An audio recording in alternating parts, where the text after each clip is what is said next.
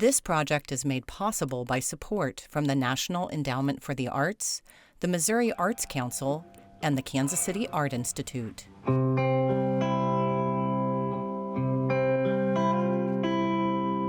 Welcome to the Mother Ann podcast, where women who are both artists and mothers discuss their diverse experiences as creators and caregivers.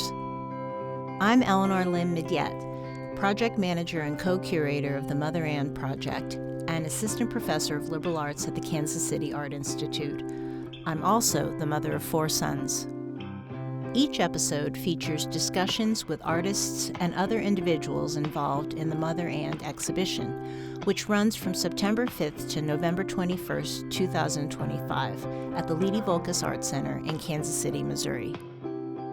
The exhibit and the podcast disrupt preconceived notions that parenthood diminishes one's artistic practice and celebrate motherhood as a source of expansive creative potential. When we do beadwork, it's not necessarily the value of the materials, it's the amount of time that you're putting into it, because that's another way that we show our respect to somebody. If we want to show them that we love them, you bead them something, and the value is in your intention, and it's also the time that you're taking to make it. In this episode, I speak with artist mother Mona Cliff. Hello, my name's Mona Cliff. Also, my given native name is Hanukane, which means cloud she is spotted. I'm an enrolled member of the Fort Belknap tribe, the A'aninin tribe, and I am a multidisciplinary artist. My primary focus in my art practice is using seed beads. I've kind of created my own way of using them and applying them and creating art, mostly abstract, but I also do murals. I actually have a lot of different fingers in the pie. Yeah. So you're an artist and you're also a mother. Can you tell us about your kids and what stage of parenting you're in? Yes, I'm a mother of 3. I have 2 girls and a son, and they're all teenagers right now. And so I'm in this stage where they're all getting ready to start moving on to the next phase of life where they're going to be more independent. And so we're in the stage of trying to help them safely become adults, I guess, especially driving. So yeah, we had my oldest drive us to the airport, and that was interesting. The airport is tricky. Yeah, I feel like. especially coming from Lawrence. Off-ramp and on-ramp. Yes. So how has being a parent then affected your art practice? I would say I did not practice contemporary art initially when I first had my children. I had decided to keep those things separate. I wanted to just focus on being a stay-at-home mom. I did work the first couple years. My firstborn was, right after she was born, she was a toddler. And then when I had gotten pregnant with my second daughter is when I focused on being at home. And so I knew part of what I wanted to do was focus on being a mother, but also focus on traditional arts too, traditional Native American arts like seed bead embroidery, making regalia. My husband had just started to dance at these annual dances down in Oklahoma called the Alonchka. And so I was making his regalia for that, and also self-teaching. And then I also wanted my children to participate, so I just focused on making their regalia, which is very laborious. It's a very labor-intensive type of work. So yeah, that's what I did initially. And then I do have a degree in fine arts, which I got from Cornish College of the Arts in Seattle. And shout out to them. But I got my degree in printmaking in the year 2000 and kind of didn't really know what to do with myself after I graduated. So I kind of wandered around the country. I went and did dishes at a little restaurant in Montana and stayed in a tent. But then I ended up coming here to Lawrence and meeting my husband and having some children. So I had a background in fine arts, but I just wasn't practicing it. And then when my children came along, I wanted to focus on motherhood, but I knew kind of on the back burner that I wanted to return to art. So right around 2018, I was kind of vacillating between going back to graduate school or not going back, going to graduate school, which is initially why I had come to Lawrence because Haskell is free. Not free. I mean, you have to pay fees, but it's tuition free. I came to work on my English and my math, so that way I could do the GRE and then go and get my master's. But then I ended up having my kids and focusing on them. And so I knew that I wanted to return either to school, or then my husband was getting really frustrated with me and he was like, you need to pick something. So I decided to really just put myself out there and like start to create new work. So initially back in 2018, I mean, I was like doing work with like Hobby Lobby paint, like craft paint on paper. I mean, and then it just started to like evolve from there. And I mean, I started, just with smaller pieces. And then I knew that because the traditional arts was so important to me, I felt like I was a lot more mature in my thinking in terms of like what I knew I wanted to do coming back to a contemporary practice. And I knew that I wanted to like include my cultural like teachings in that. I felt like that was my way to connect.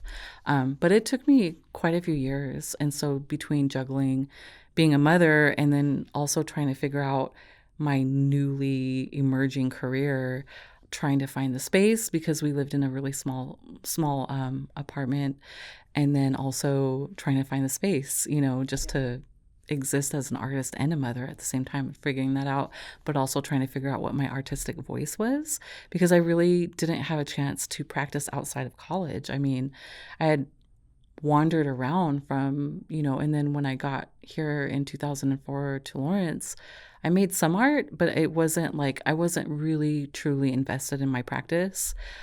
So I didn't really know what my voice was. And I felt like after having my children and then also just like purely focusing on my traditional arts, I felt like they helped me concentrate what I needed to say, even though I still was figuring it out. I knew more than I did. So how did you make that transition then from printmaking to painting and then to traditional arts and your beadwork? Right. It's because Take us through that journey. Because I am endlessly fascinated with acquiring new skills. I spent a lot of time when I was mothering, doing a lot of DIY projects. So like making lip balm. Pinterest was endlessly fascinating because I'm like, I'm going to learn how to do that. Anything I would see, I'd just really get invested in it, like resin art, or just, when I was trying to make that transition between my traditional arts and then also I was still doing a lot of DIY. And I realized that I needed to focus my energy better because I felt like also that was somewhat distracting in a way. Like my energy was going all over the place. And when I decided that I really needed to make contemporary art, there was, I had an incident where somebody had asked me to make them. Well, we have this thing in our culture called a pipe bag, and so they wanted me to make a pipe bag for them. And so I did all the work. I did the design. I was getting ready to bead it. I was really excited about the design I was doing, and they had reached out to me, and they sent me a picture, and they said, "Can you bead this of somebody else's beadwork?" And in the beading world, that's like a huge no-no. You don't copy other people's beadwork. And I said yes to them, and I beaded this huge piece, but I was very somewhat embarrassed because I didn't want to admit that I did it. I couldn't show it. And I realized that there was a lot of confinement in doing traditional arts. And that's kind of was my aha moment. You need to get away from doing this and start to do contemporary art because you'll be able to express yourself like independently. It was really, really frustrating because it was not my design. It wasn't my own beadwork. And that's a huge no-no. So I did it anyways. And then after that, I was like, I'm done taking commissions. I'm just going to start focusing on a contemporary practice and maybe working on that. That's when I was figuring out a way, like, what do I need to say? So I decided to focus on generational knowledge. And I was thinking about also the teachings my grandmother had given me through beadwork. So when I was in school at Cornish, I was getting this really great arts education. Like I was learning printmaking.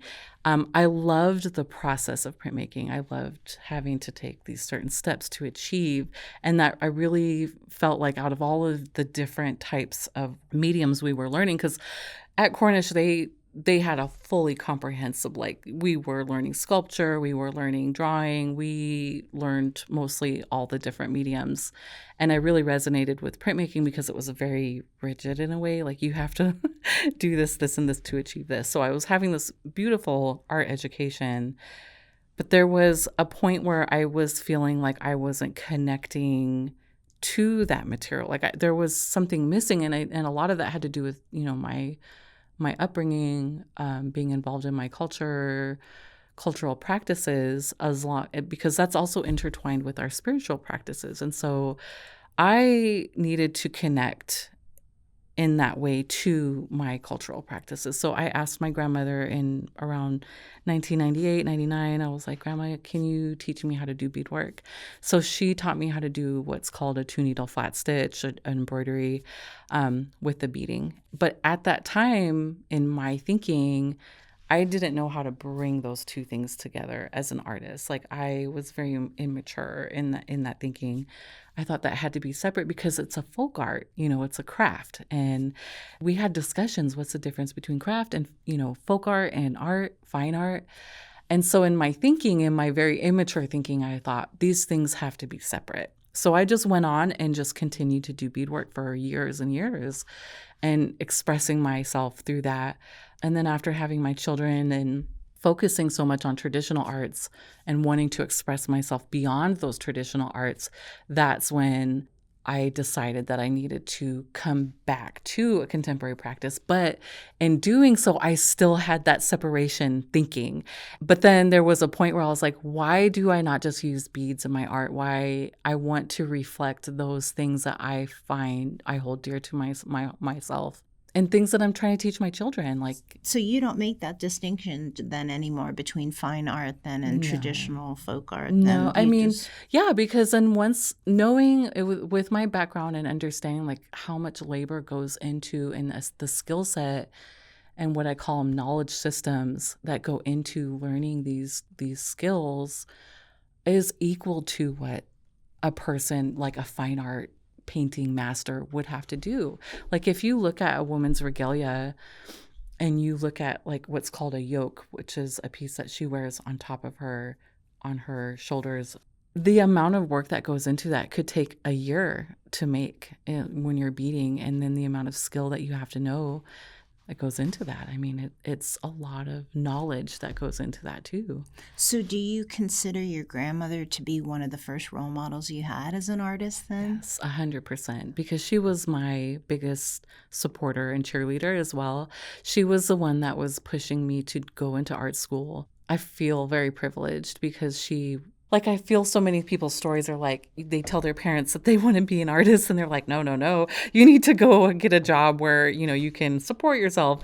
And they were like, no, fly, be free, be an artist, So I had a lot of support from my entire family, but my grandmother was my biggest advocate in doing that. Do you think she considered herself an artist? I don't know. I mean, she was a social worker, so she was very adamant about social justice and social issues. So she advocated for Indian Children Welfare Act. Like she was a part of that world, and she did do beading on the side, but I don't know really. So you mentioned how this return to native folk art practices then is a way to kind of connect to culture, to your Native American culture, but then it's also a way to parent. So what's the connection between the beadwork and culture and parenting? I think for me, especially the values that come from our culture, one of the main values that we have is giving. That's one of the ways that we show actually our wealth. In a way, it seems a lot of people don't quite understand that, but in order to show our wealth, we give a lot away. And there is a lot of ceremonies that surround gift giving, and I think that generosity is a part of that, and this ingenuity and resiliency, those are the things that I learned from my grandparents and these values that they showed me while I was growing up, which in turn I am trying to teach to my children, but in turn incorporate into my practice, because I feel that there can be many aspects of my artwork, but I feel that the one part that I do want to convey is the woman's work, because when we do beadwork, part of that is it's not necessarily like the value of the material that we're using, because, well, seed beads can be expensive. Like, for one hank of beads, you can pay like up to $13 for it. And then there's other ones that are like $4 for a hank. Anyways, it's not necessarily the value of the materials. It's the amount of time that you're putting into it, because that's another way that we show our respect to somebody. If we want to show them that we love them, you bead them something, and the value is in your intention, and it's also the time that you're taking to make it. And so I'm trying to bring that practice into the work that I'm making, because I feel like as mothers, as women, we sometimes devalue our time, but a lot of the practices that we do as women incorporate so much time, like our free labor. And so I feel like that is something that should be honored and acknowledged. And so I think by the work that I'm doing, it's like time stamping, because the large beaded pieces that I do, it could take me like up to 3 months to do. And every time I sit down, I feel like I'm connecting to my ancestors in a way, and harnessing them and bringing them into my practice by being like, I'm in solidarity with you. I'm spending my time, even though I'm making, for me, it's like, I don't want to say just art, because it's also very special, because you're bringing it from nothing. You're creating it from nothing. Is that something in your parenting? I mean, so you talked about how you put that time into your beadwork, and then how that connects you to culture and ancestors. Can you elaborate a little bit more on then how that translates to your parenting? I feel like it translates in the experiences that I'm helping give to my children. That to me is important, because I feel like to show them that material things aren't necessarily the most important thing, that it's like the time, your experience, because you're going to carry that with you forever. And I feel like last year we loaded up into my car. I had a break finally. Like, I'd been working in the studio. It was one project after the other, and I had the opportunity. I was like, oh my gosh, I have a break.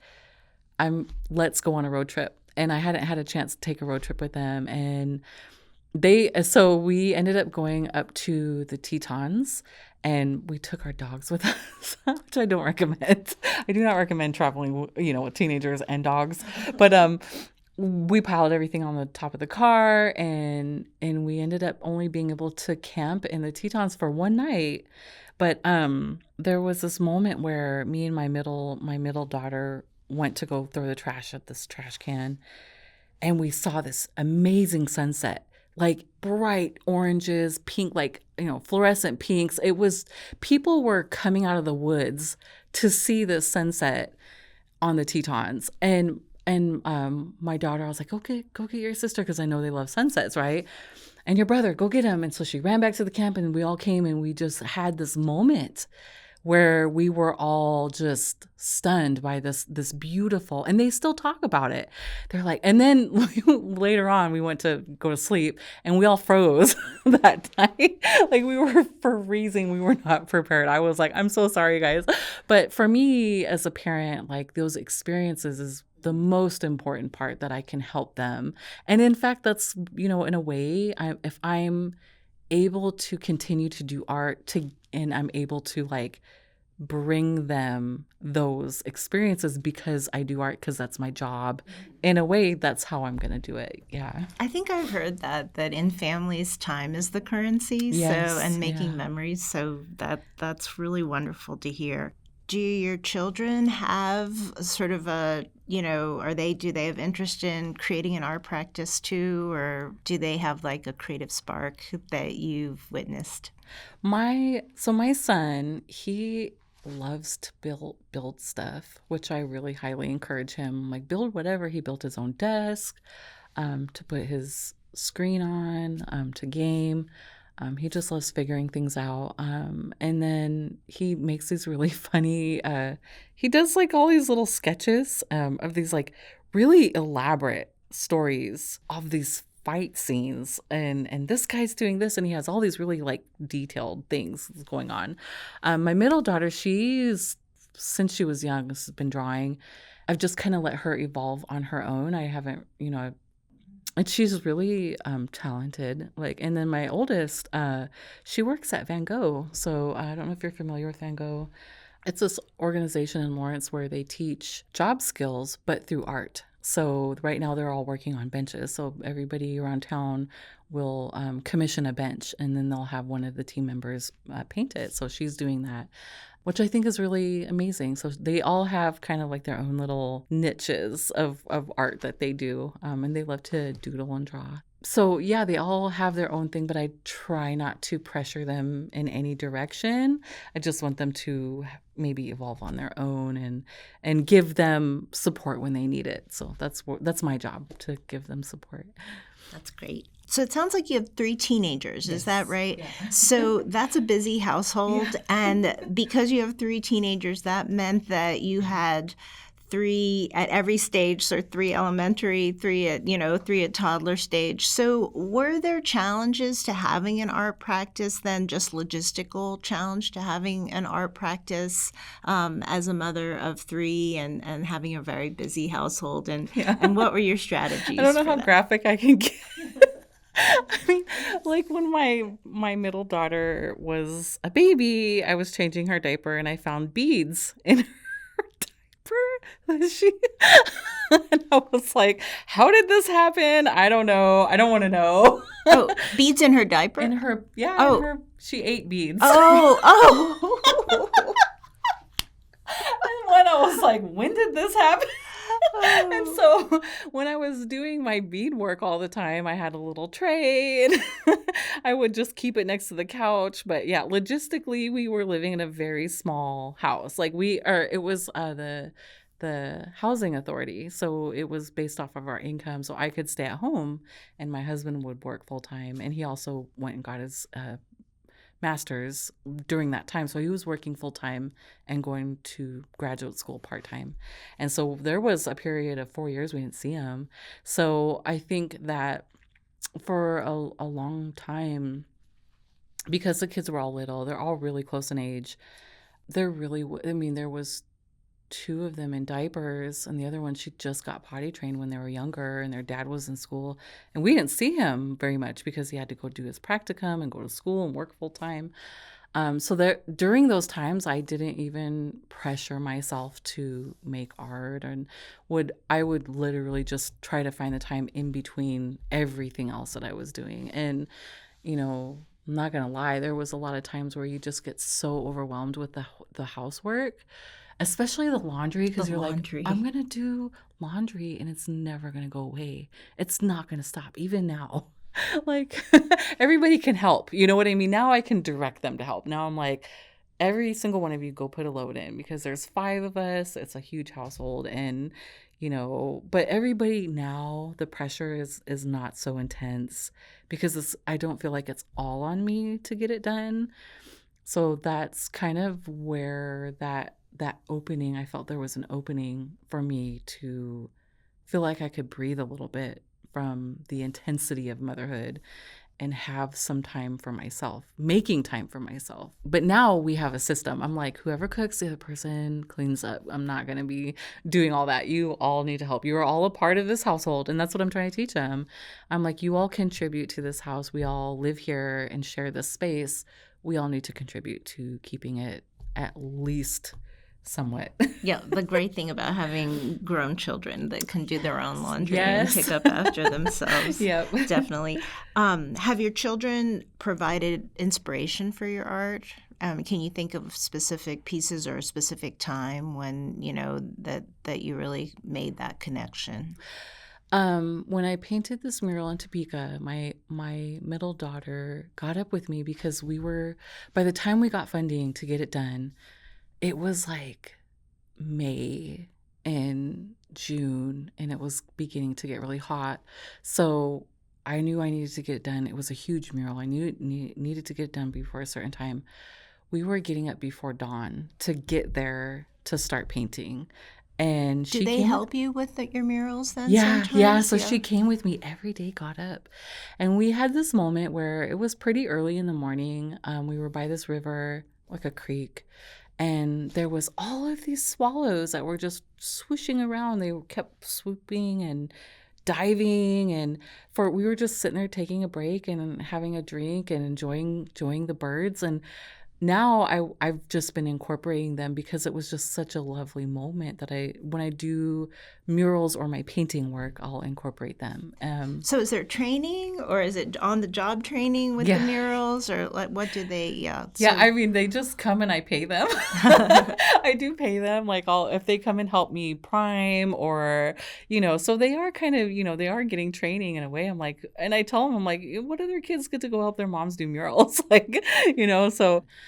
But my studio practice is so different, vastly different from my mural practice, that it requires more internal, like just quiet time. They'll come out, Mom, look at this. And I'm like, okay, I can only look like 5 times.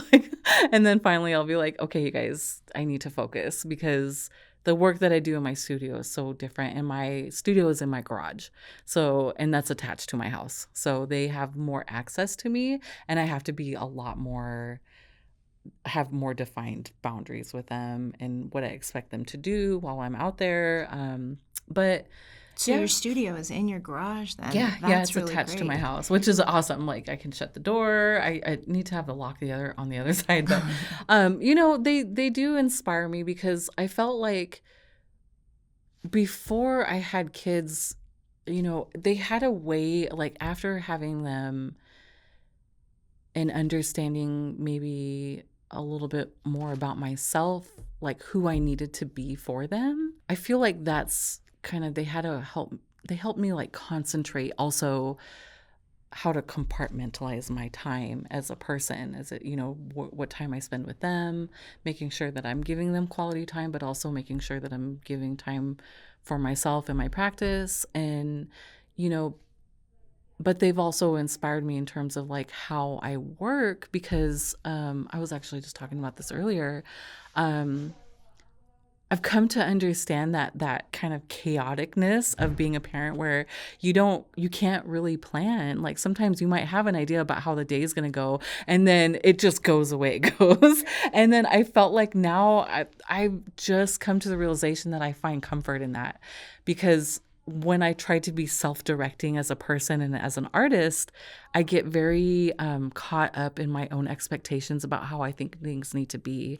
But as if I work in this manner of where I'm just letting things come and expand on their own, I feel more comforted by that than I do trying I'm so glad that you mentioned that, because I think sometimes the perception is, she's a mother, she won't be able to devote enough time to, this project or this, artist mothers are often discounted because, they'll be distracted because of their responsibilities as a mother. But I do find what you just described is this idea of how mothers always have a a defined time to do certain tasks. And so I think artist mothers become very efficient at managing their time and making the most of their time. And then another thing that you mentioned that I love is also just this idea of going with the flow. Sometimes things don't go the way that you want to, but you're going to lean into that and make the most of it. So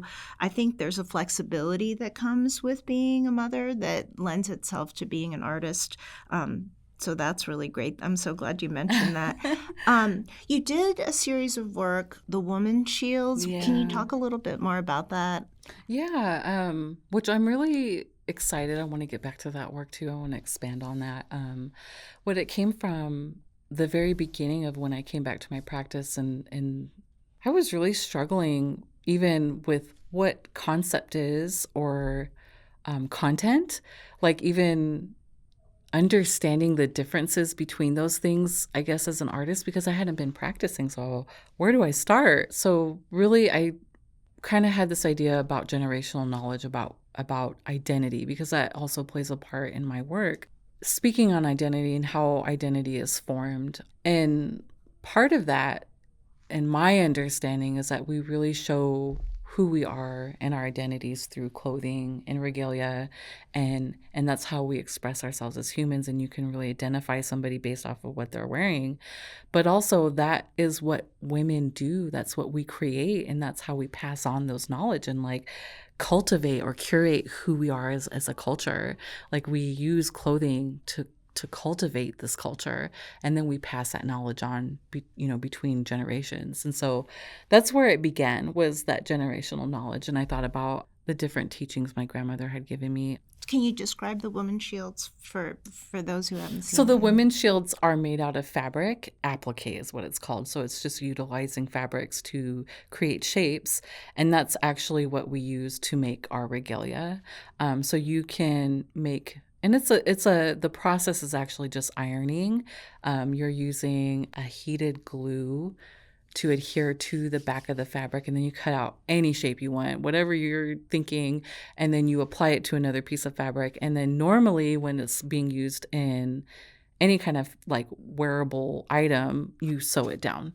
But I took that part out and able to expand the types of shapes that I was making. So the women's shields are like based out of fabric. They're using a pellon that make them nice and stiff.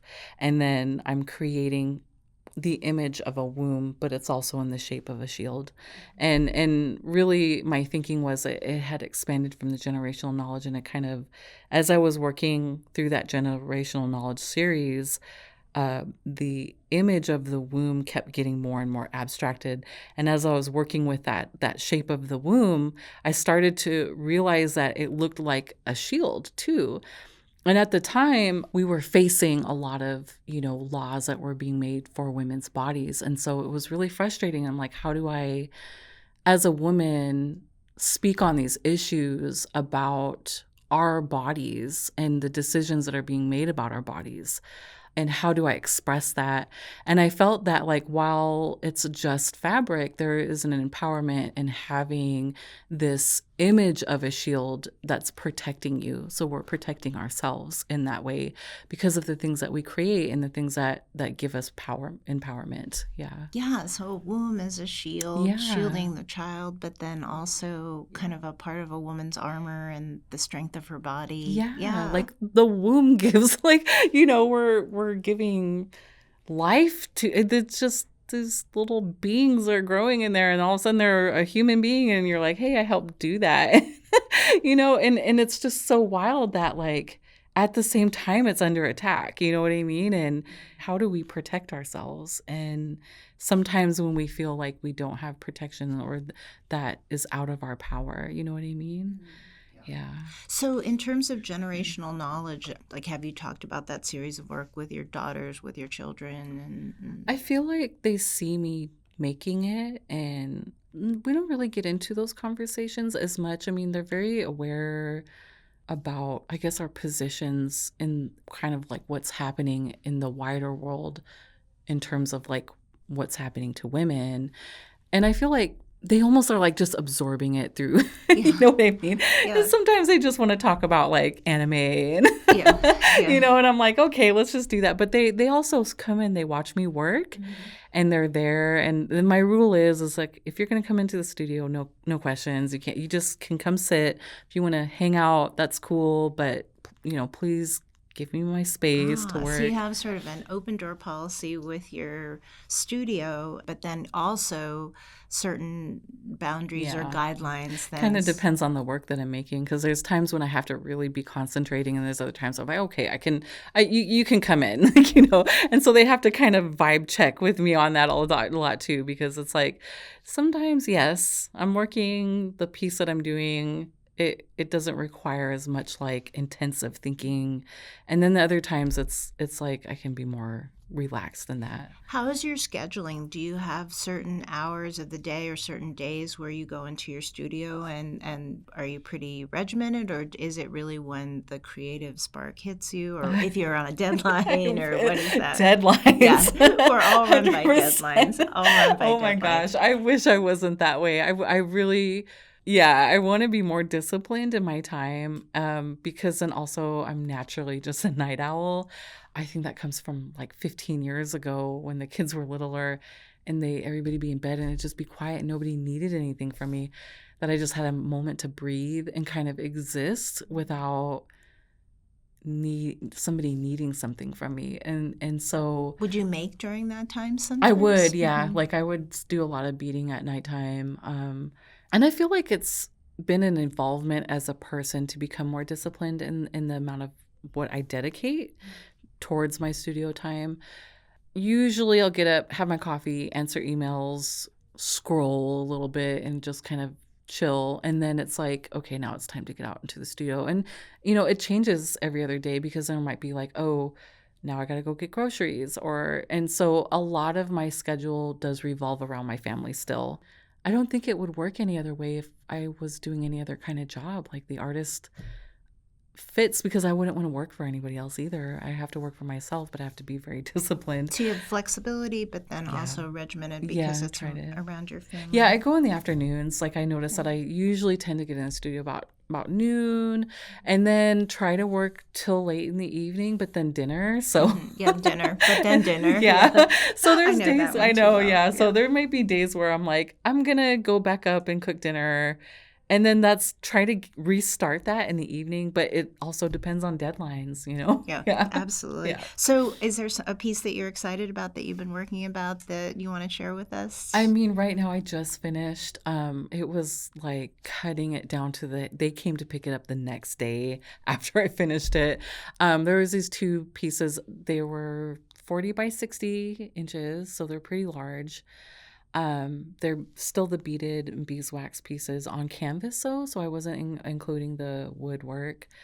But I felt really excited about that work because it was really one of the first instances that I went large in doing the beaded stuff.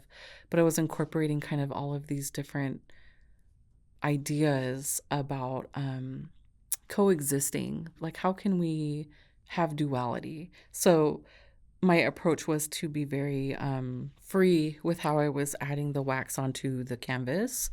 I was just letting it kind of spill wherever and then working with that because there was the intentionality. So that's where the duality came in for me, was because then adding the intention of adding those beads, you have to be so meticulous in adding them and how I'm applying them, and also all the decisions that go into where I'm going to place them and how I'm going to place them. And then kind of being inspired by, for some reason, Rorschachs. Like, there's the element, like, how are we going to look at this and you're getting some information from this randomness, you know what I mean? But then solidifying it with these beads too, in this intentionality. That's so there's that duality that I was thinking a lot about when I made them. And where is that piece? They're going actually to the inaugural triennial at the Beach Museum. So opening August 5th. Yes. Exciting.